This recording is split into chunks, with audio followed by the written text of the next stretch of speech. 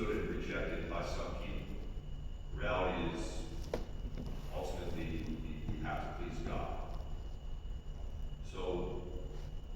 Mary gives us this example of humility and patience, that even though she had moments in her life over and over again, losing Jesus in the temple, seeing her son dying on the cross, she had many moments where she could have thought, well, it was my fault that I lost Jesus, or it was my fault that he got put to death, or my fault this and that. She could have looked more deeply into herself, but instead